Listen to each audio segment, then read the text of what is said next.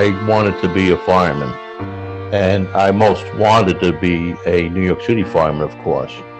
But my dad, who was in the construction field at the time, he was grooming me to become an electrician with his electrical union. And I remember I was probably about 13 years old, and I said, Dad, I have no interest in being an electrician. I said, I'm going to be a New York City fireman. Like my Uncle Jack that used to take me into the firehouse, again, during the war years with Ladder 31. And so he gave me the best piece of advice. He said, well, don't put all your eggs in one basket. And that really resonated with me. And I said to myself, yeah, well, I do want to, I'm going to make sure I'm going to be a fireman someplace, whether it's New York City or anywhere else. So I hedged my bets, and what I started doing is when I got a little bit older, around 17 years old, 17 and a half, I started taking, writing away to different cities to take tests, entrance exam, entry-level exams, to get on other fire departments. And so I was on a New York City list at 21 years old, and I was also on about 7 or 8 other fire departments lists then also. And it was the best advice he gave to me. So it was an awakening. I didn't put all my eggs in one basket, and I moved them all around, and I was on lists. So one way or another, I was going to be a fireman, and I was just blessed to become a New York City fireman. The senior men inside the firehouse, they take care of the firehouse. There's a huge amount of pride in the firehouse, and and tradition. The tradition is very thick. It's passed down from one to the other, and it's almost ingrained into you. As soon as you go to the firehouse, that you welcome visitors, you meet a visitor at the front door, you treat people kindly, and believe it or not, there are some places sometimes that they don't pass that tradition along too well, and guys can scratch their head and they say, what, because you're used to them. I would say 90% of New York City firehouse are similar, but yeah, tradition was very thick, very strong in the firehouse, and we welcome, and we've always told you welcome an outside firefighter, outside brother to the firehouse, and our house is your house, and it's the tradition maintains there, and it's still, and it's always a great house. They've taken different memorabilia, different photographs, news clippings, and they've cataloged them in the hallways to make the firehouse actually look, like you said, like a museum. So it's unique in that way. Yeah. I know a lot of firehouses do it, but it's just, there was something about 88 engine when you walked in there, and just to hear the lieutenant and the firefighters just talking about the pride they had in working there, and just even describing photographs, it certainly was a place to be seen. But you did a dangerous thing there. You moved across the floor into 38 truck, which is the truck that's assigned in the same firehouse as well. And it can be a dangerous move when you work in a New York City firehouse to move across the floor. Why was what was the decision to do that? Well, again, so I'll go back to Washington, D.C. I had 3 years in the engine company down there, and then I had 4 years with Engine 88. So, yeah, I had a desire to start learning truck work. In truck work, you're more of an individual. You have to be more accountable to yourself. You have to be determined. You have to understand more of the positions. So it's more of a personal triumph to work in a truck company, because you're responsible for your actions and your deeds at a fire. An engine company, you're working in a gang like that, and you're with great guys and so on and so forth. But it was also time for to try a little different work, and I was ready to go across the Ladder 38. It was a great house, and when I went there was only about 4 of us that had minimal, I'll say, under 10 years of time. Again, I only had 4 years. Maybe other guys had 6 or 7, but we were working with guys that had easily 20 years on the fire department. So again, it was like working with your dad. And these guys, they embrace you. They showed you what they've learned from the war years. They disciplined you. They told you when to stand up and when to shut up. So you learn, you learn like that. And I remember a quick story that I was leaving the firehouse one day, and I had my jeans on. I had a little tear on the knee, and the senior man called me in. He says, "What do you got? What are you wearing?" I says, "My clothes going home." He says, "You have a tear on your knee." I says, "Yeah, I know." I said, "They're jeans." He goes, "Don't ever wear them like that into the fires again. Have pride in yourself." And to this day, I don't know how many years later, I don't wear a jean with a tear in it. So these are the type of guys that you dealt with, and I was very appreciative of that. I really was. I learned a lot. And what amazes me about hearing that is that you were probably out in the street and there was probably burnt out cars and vacant buildings all around you, but the senior man had pride in the firehouse and his firefighters. Well, yeah, because guys came to work. We didn't wear our uniform to work. We always wore a nice clothes. I mean, you would think a lot of these guys, they're going to a golf outing. I remember guys who I was so impressed, again, and let's go back to the Warriors in the 70s. A couple guys came in wearing a tie. Wearing a tie and going, yeah, they were dressed like they were going to someplace fancy. And that was the way. And I would see guys leaving the firehouse and go back to 38.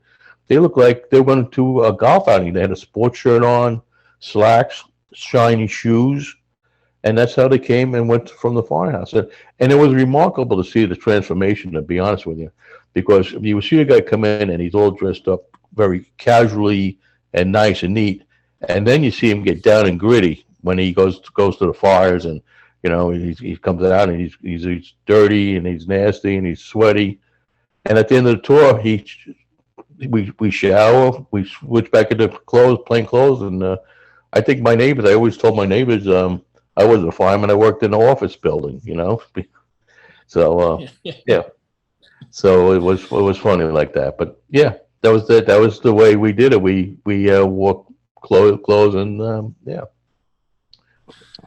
That's good. So, and then not long after that, then you did a couple of years in the truck, and I probably should have explained earlier, just in terms of Irish viewers and listeners to our podcast. So over in Ireland here, we would have fire engines in the terms that they would carry 13.5 meter ladders, and they would be the pumper as well. They pump the water. And then aerial ladder trucks are kind of specially called to high-rise jobs here. There wouldn't be that many, whereas in New York, you would often see the engine and the truck. So the engine, like, it puts the fire out, puts the water in the fire, but the truck companies, they kind of do search and rescue. They ladder a building, they put the ladders up in the building, and they go and vent buildings and stuff like that. So it's a little bit different, obviously, here than what it would be in New York. But yeah, you did a couple of years there, and then you left the Bronx altogether, and you headed over to Brooklyn to 112 truck in Brunswick.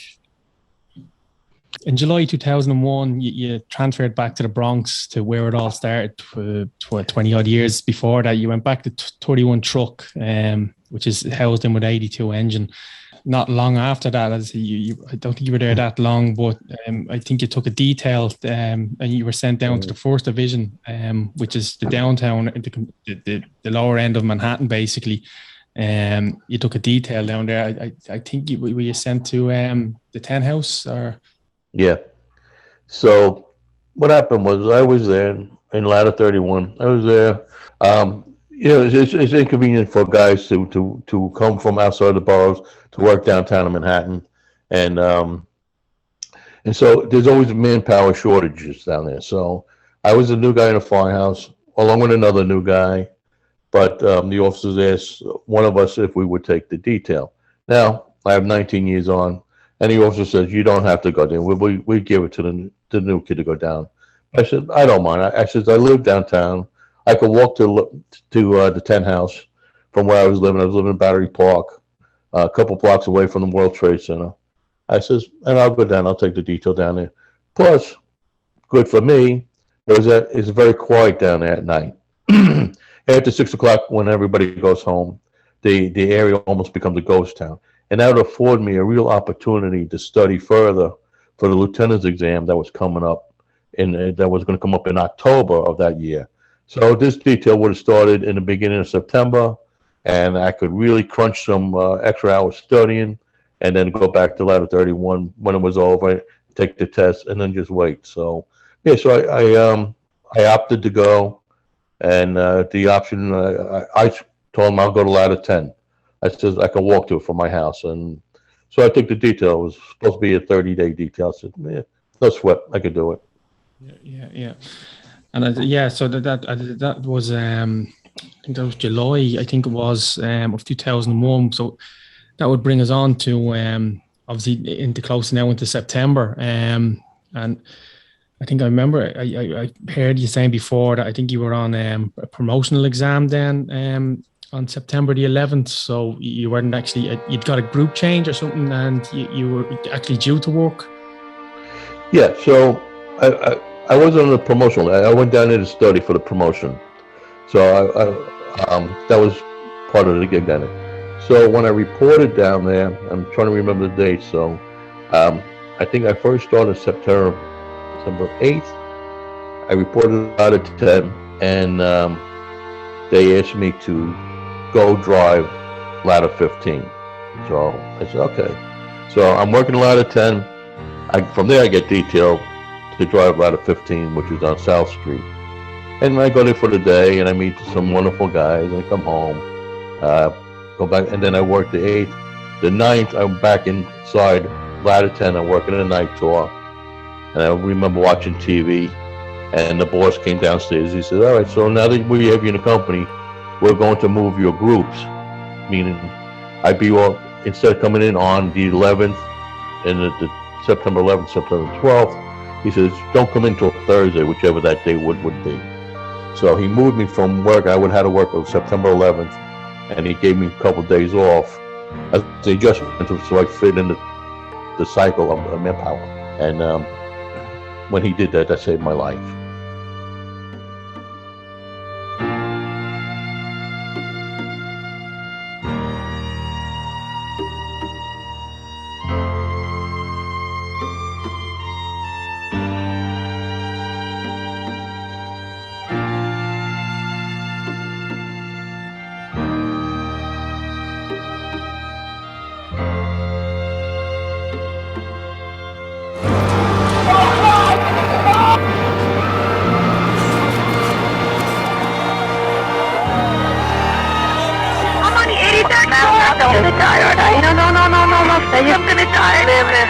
Say your prayers. We're going to think positive because you got to help each other get off the floor. Now, negative on everything, okay? Right now we're all alone. The second building came down. I can't see. So we have no contact with anybody at this time, okay?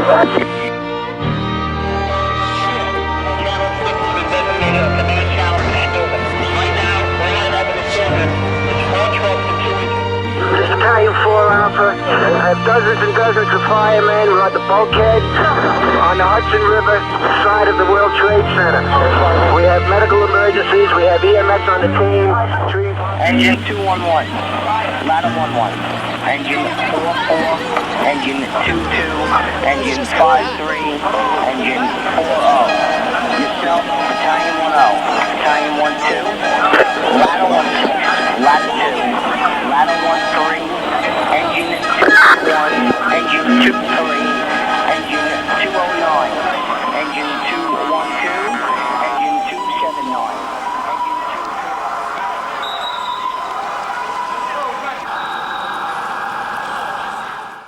Somebody barged in through the doors, and it just, from a silent room, you imagine two doors being blown open, and everybody turns, like, you know, what are you doing? What? And the guy says, planes just hit the World Trade Center, just like that. He said, 2 planes has just hit the World Trade Center. And everybody looked at each other and got up and, you know, started to react. And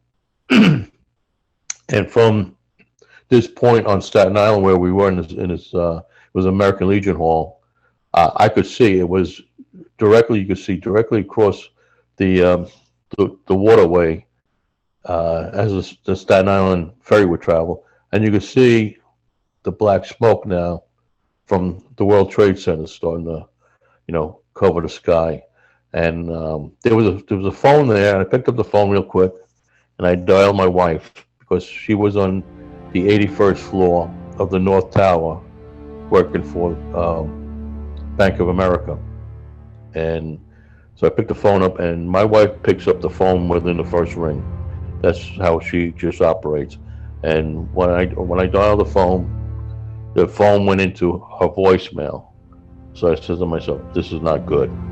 So I immediately jumped back into my truck, and I started racing back. And as you go over you have to go from Staten Island to Brooklyn through a tunnel into Manhattan. So as I was traveling in my truck over the Verrazano Bridge, which connects Staten Island with Brooklyn, to my left I could see the towers, and now I could see clearly the smoke and it staying in the sky. You could just see it crossing the sky. And as I got to Brooklyn, they have these, they call them high occupancy vehicle lanes, and basically they're just reserved for buses, and you just can't go into with your regular traffic. But and it's a dedicated lane. But I got into that lane, and I floored, racing with my truck. Police officers tried to stop me, and I held my badge out the window. He just let me go. And now I have about maybe 4 or 5, maybe 6 police cars right behind me, real tight. And we between these barriers where I'm flying with my truck, and I keep trying to look at, as I get closer to World Trade Center, I'm trying to figure out, where did this plane actually hit? Right now, I still don't have an idea which size of the plane was. All I could see is that these 2 buildings are smoking at this point. And I'm trying to estimate on the North Tower. The North Tower has the antenna on it, so you can tell the North Tower. And I'm trying to get an idea of where this plane hit in relation to where my wife is, because I know she's on the 81st floor. So did the plane hit below her? Did the plane hit beyond? I don't know.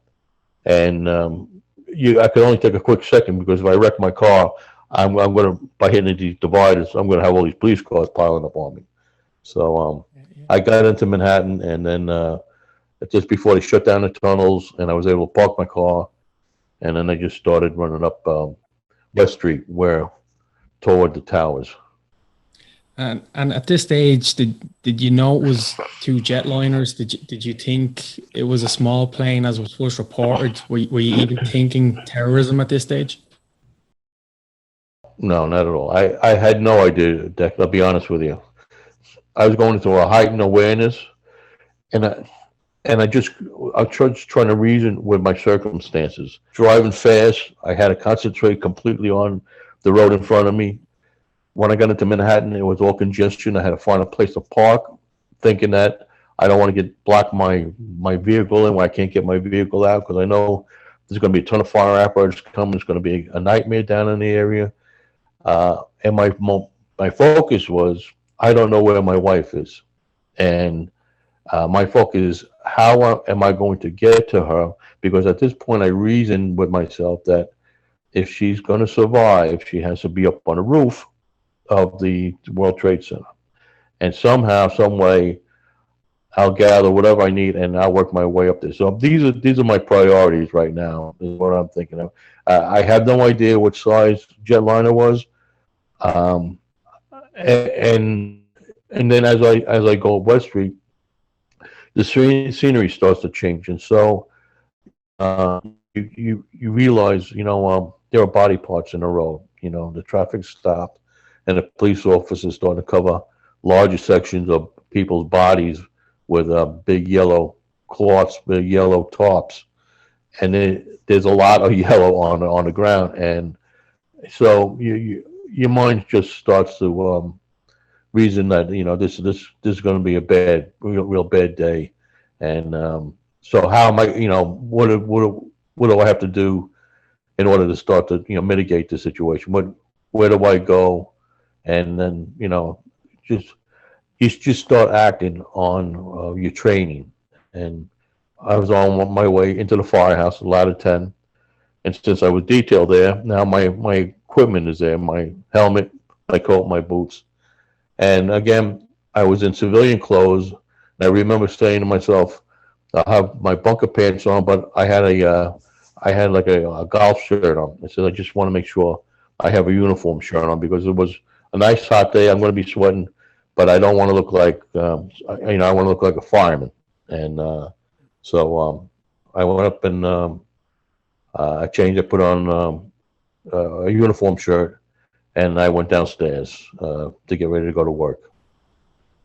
When you got ready, like you said, what there was obviously other off-duty firefighters were obviously probably coming into the firehouse by then. What was the immediate plan for you guys? So, yes, so all the firefighters were running into the firehouse. A lot of these guys were off-duty firefighters. And as I came down from my locker, I put the shirt on, put my bunker gear on. A fellow across from me is a guy that I worked with in the Bronx. His name was Pete Belfield. And he was borrowing somebody's equipment, putting his equipment on. And I said to him, you know, together we'll go as a team across the street. And my mission there was, again, try to get up to the North Tower and locate my wife, find my wife, and remove her if she was trapped. Or just help out any way I could possibly can. And so Pete Belfield was putting his equipment on. I said, Pete, as soon as you're ready, we'll go together as a team. And he got dressed. He was wearing a baseball cap, I remember, and he always had a cigar in his mouth. So he had a cigar, and he said, okay, Dan, he says, when you're ready, we're ready. And with that, as he was ready, and we started to run out of the fires, the Liberty Street Firehouse, which is in the shadow of the South Tower. All right, it's directly across the street. It's 4 lanes of the road across the street to the South Tower. And what we're going to do is we're going to dart across Liberty Street, and then we're going to go into the South Tower. So that was the plan, and then work from that point. Because the thing is, you can't be outside the street, because anything falling, debris falls down, it's just going to go and crush your head. It's going to split your head. And so that was our plan. And as we started headed toward the door, the officer of Ladder 10 tells me, Dan, he says, before you go, grab this tool. This will help you over there. It's a Halligan tool. It's our forcible entry tool. It's the best tool we have on the fire department. This is the Halligan tool. He says, come get it. He says, I got it in the back here in a lock. I'll give it to you. Well, Pete continues to go across the street, dart across the street. I turn, and I run back to grab the tool from the captain. Gives me the tool, and I go to run to catch up with Pete, that's already across the street, when another firefighter standing in the doorway is looking up, and he sees me. He sees the tower start to come down. The South Tower start to implode, start to fall down. And with that, he sees me coming, and he puts his arm out, and he catches me right underneath my neck. He goes, "Hold it, stop!" He says, "Here it comes." And we can see took a quick glance up, and I could see the twisting of the top of the tower, because it actually just did a slight twist and started to fall down. So I dropped the tool. By the front door was a Asian man that was struck by debris, and he had a broken leg, he had a broken femur. And he was right there, and he was going to get all covered in and probably killed from the debris coming down. And I just remember collaring him, grabbing him somehow, and I just pulled him, so dragging him back to the firehouse. For an amount of seconds, took 10 seconds. So as far as I could get him back in 10 seconds to get him out of the debris that's going to come down. And then we got covered. The firehouse, all the debris came shooting in through the firehouse.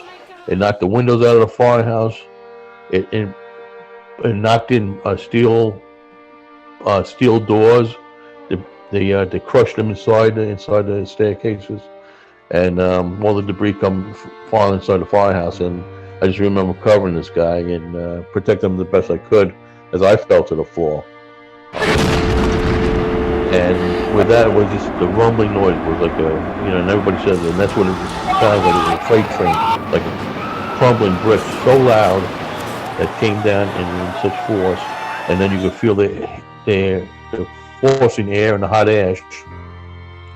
And you just laid it, and I was able to lay down and cover this guy, and it all shot right over us. So almost like if you put a pallet of bricks behind of a jet engine, it just went shooting over our heads like that, and rocks and debris. With that, it stops after 10 seconds. It was completely silent, with no noise at all. It was eerily silent, but it became a black cloud. You see on TV the gray. Before that it was a black cloud, and you couldn't see your hand in front of your face if you put it in front of your face, and you know, naturally everybody was disorientated. But I was able to collar this Asian gentleman, and then I took him back to the back of the firehouse. There's a door that emptied out onto the street behind, and I was there with him a couple minutes, and finally then I saw some paramedics. People started to come out of their hideouts, wherever they were. Some people ran in the basement of the firehouse, some people ran in the bathroom, hiding underneath the sinks. People started coming out, and then I passed them off to these two paramedics that were walking down the street. I said, "This guy's got a broken leg." I says, "You got to go. You got to take him." I said, and then I had to resume my mission, because now I noticed that it was the South Tower and the North Tower still standing. So I said, you know, I got to get over to that North Tower, and, you know, to find out where my wife is, and try to help her on the roof or wherever she's at that point.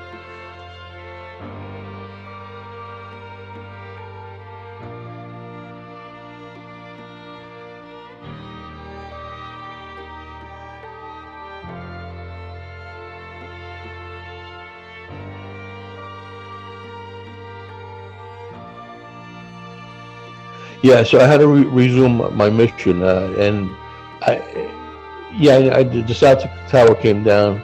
I figured it doesn't matter. I need to get into the North Tower no matter what, and so I was trying to make my way over to the North Tower to try and find her wherever she was. I didn't give it a second thought. It was just, I have to get over to the North Tower and try to find her. You don't want to walk out in the street, because anything that's falling, or, you know, there were people jumping, and anything that fell or hit you would just kill you, no matter what it was, just from the height. So I immediately ran across the street into what was called the Deutsche Bank. All right. Years later, I had a terrible fire where 2 firemen were killed, but at that point it was called the Deutsche Bank, and I ran inside there because I knew that whole area downtown from living down there, and I knew I could cross all over from one point of that building to another street, so I can use that to lobby and cross over. In doing so, I ran into zombies. People, there were about 6 or 7 people come walking around, and they got caught in the collapse, and they come running to me, and they're covered in debris, and they're bleeding inside this building, and they're walking to me like the TV movies, like the zombies, and they're scared naturally, and they're telling me, you know, there was people in there was a nursery school inside the building, that there were kids there earlier. So I did a quick look in the nursery school. They said the kids are gone. I told these people, a group of people, go back into this building as far as you could go back. Go, you know, in the back. I said, you'll be safe. Somebody will get you back there. All the meantime, you know, I'm being a fireman, but the point of all this is I'm trying to get to my wife. But, you know, you still have to be a fireman. Then they would report people on the escalator. I did a quick look in the escalator. I says, there's nobody there. And so I try to go out the end where I was trying to get out, crossing the building, and all, like I said before, all the debris was there, was blocking the exit way. I couldn't get out. So I turned around and came back the way I came into the building, which was not too far from Ladder 10's quarters. And that's where the story goes back, where I met, walking out of the smoke, is this guy, Mel Hazel. Now, go back to 1970, as a kid, I met Mel Hazel. He is a fireman working Ladder 31 during the war years. And we just became friends, and we stayed in touch somewhat all these years. So now, fast forward back to 9/11, he comes walking out of the building. I haven't seen him in probably about 15, 20 years. And he goes, hey, he sees in my helmet, I have the 31 on. He goes, Dan, he says, he goes, 31, are you okay? I said, I'm good. I said, and I realized it's Mel Hazel. As Mel, I says, it's me, it's Dan Potter. And he recognizes me at this point, and we just kind of braced and hugged. So the significance of that, as we just recollect and we just embrace and hug, a police officer comes running around the corner, and he has a radio, and he's not stopping, and he's yelling to us, the North Tower is coming down any second now. His radio is going to the helicopter up above, that's circling above.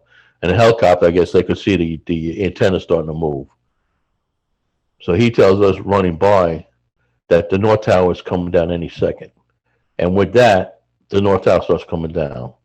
So with Mel Hazel and I said, we can't outrun this because we're in the black zone. We're in the debris field as it's going to come down. And it's just we're not going to get too far before something hits us. And I grabbed Mel and I just said, stay with me. And we leaned up against the Deutsche building. And what we did is we just, hunkered in an upright fetal position, trying to cover our heads. And again, with all the sound and the bricks and the noise all coming down, surrounding us. And then again, the hot ash, the hot bricks, the hot rocks.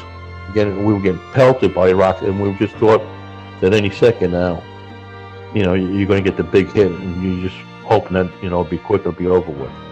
But again, it all comes down for 10 seconds of fury and loudness and the sound of bricks and hot ash hitting you, pelting you. You feel like, again, you're in the back of a jet engine being bombed with all this debris. And it stops. And again, there's eerie silence. It's just eerie, and there's nobody around you. The black smoke rolls back in, and you're trying to swallow the black smoke. Because you can't breathe it, but it feels like your mouth is full of a sock, like a cotton sock inside your mouth. And what you have to do in order to breathe, you actually have to force that down your throat to try to get air. And from that point, we said, we need to try and get out of this building somehow because we were just on the edges of it. But we want to get a little bit more further to some fresh air.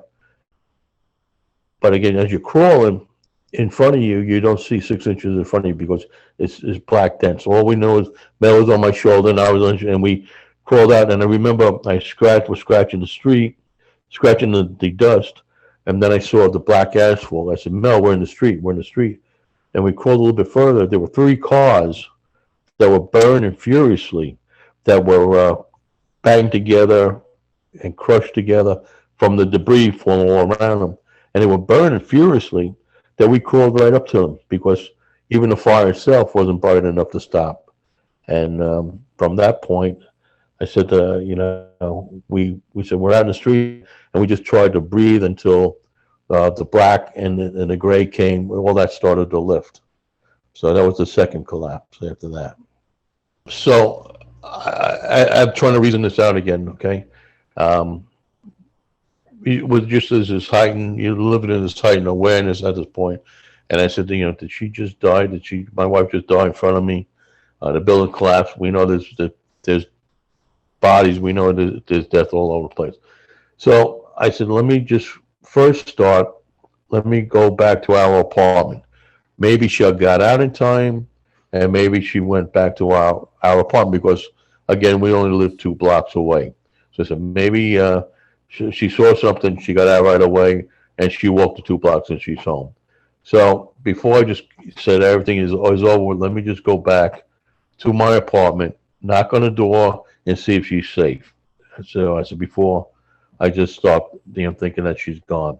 And so I did. I saw a couple guys. I saw the captain of ladder 10. He was working. I told him, they were taking lists. Some guys were walking around with lists already, looking for guys who were missing and so on and so forth.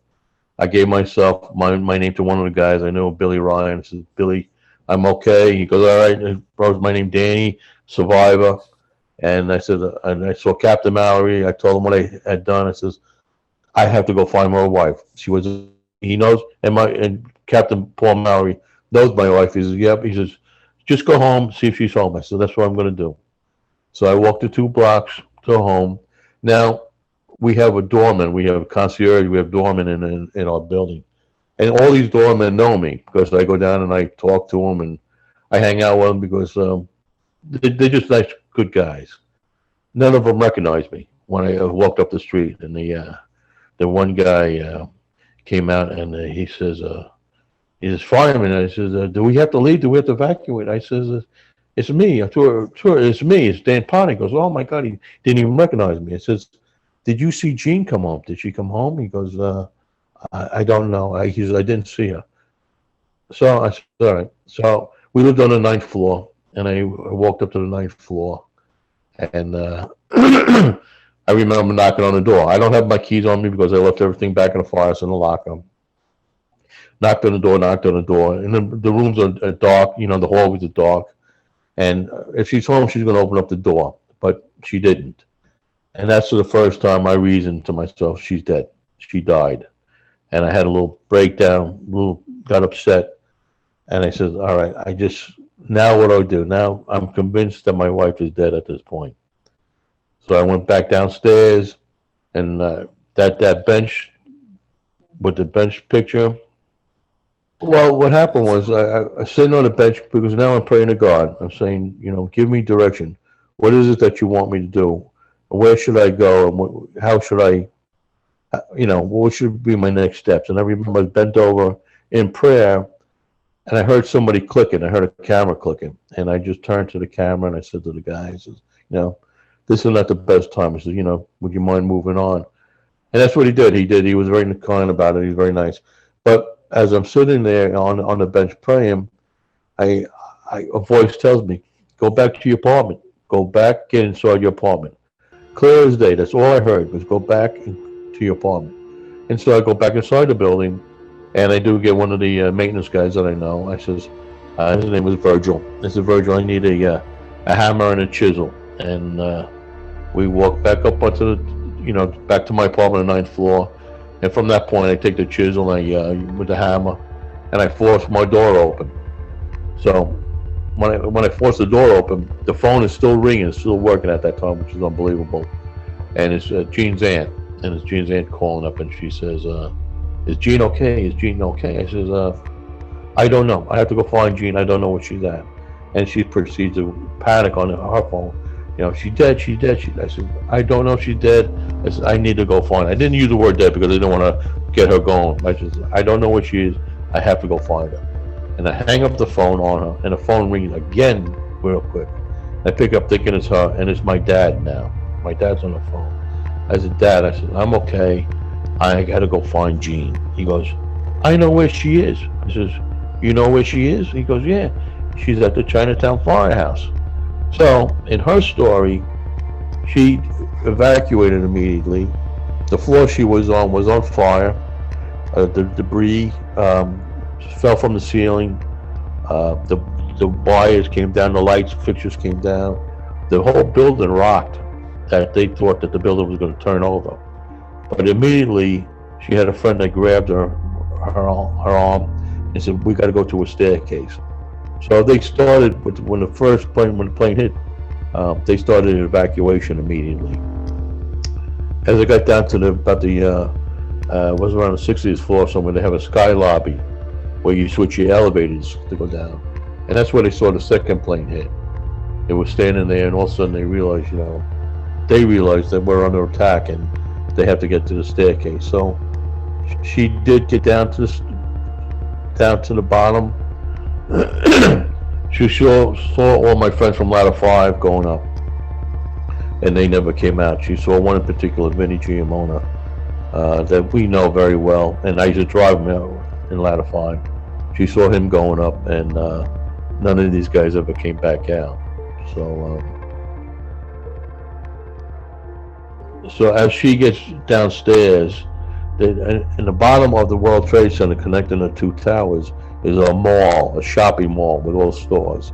And from there they tell you just run. And they have all these emergency workers lining as a corridor that send you through to run. And all he wants you to do is run to the other end of the mall, the shopping stores, and to get away because they know this other tower is going to probably come down. And so she ran through, and just as she came up over by Church Street, pretty much a further point, as she came out, she realized the tower that she was in starts to come down. I've always told my wife, as a side note, that if you ever have trouble in the city, either pull a firebox or go to a firehouse. And when she was walking, she met a nice Asian gentleman, and she says, you know, take me to the nearest firehouse. And what he did is he took her to the Chinatown Firehouse on Canal Street.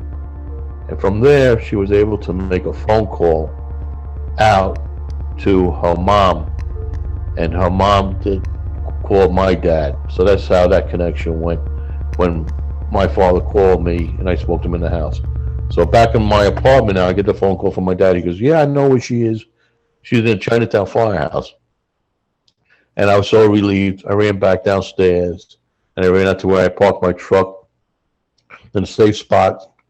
And I go in and I go around Manhattan, and then I go to pick her up at the Chinatown Firehouse, where we meet and we hug, and she thinks or thought that I was at the Staten Island taking the study course, right? She know I went off that day, so she thinks I'm safe and sound, safe and sound in Staten Island.